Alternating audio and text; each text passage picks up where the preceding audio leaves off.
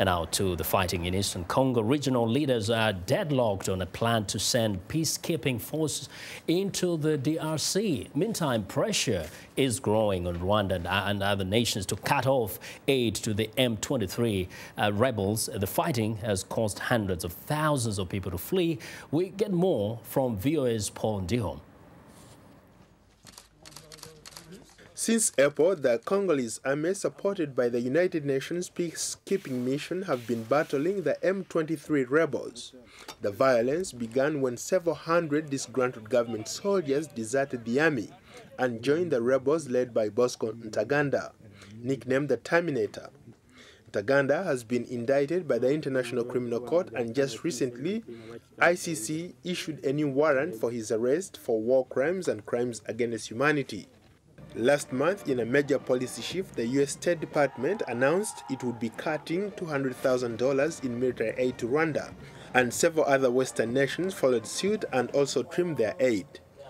Jennifer Cook, head of the Africa program at the Center for Strategic and International Studies, says since 1994, Rwanda has enjoyed immense support from the West. I think perceptions of Rwanda are definitely changing. There's been a lot of hesitance by the U.S. to be too critical of Kagame. You know, there's the overhang of guilt from the genocide and not taking action soon enough. There's the idea that Kagame did restore stability and after a terrible, terrible situation. Rwanda is being seen as a kind of a model aid recipient, using the assistance well, transparently, kind of speaking the language of the West on the development side. And so there's been the hesitance to critique him on whether it's domestic policies in terms of kind of authoritarian rule or the narrowing of political space, or for his external engagement. In Eastern Congo last month, hundreds of people demonstrated against Rwanda's support for the rebels. Meanwhile, here in Washington, some members of the Congolese diaspora camped out in front of the Rwandan embassy. Kambale Masavule, a spokesman for Friends of the Congo. It's definitely a symbolic move, but we do think it's very encouraging. For the past decades, over a decade, Rwanda has acted with total impunity for its actions in the Congo, with the U.S. actually taking steps to end the culture of impunity by withholding aid. It sends signal to the international community that Rwanda's image is not that clean. Another protester shares Masavuli's sentiment. We've been treated unfairly. In the eyes of the Creator, every human being is accounted for. There's 6 million, 8 million Congolese killed, 4 million women raped. It's a silent genocide. The world has forgotten about us. And we're very disappointed about the leaders of the world, the media of the world, the people of the world.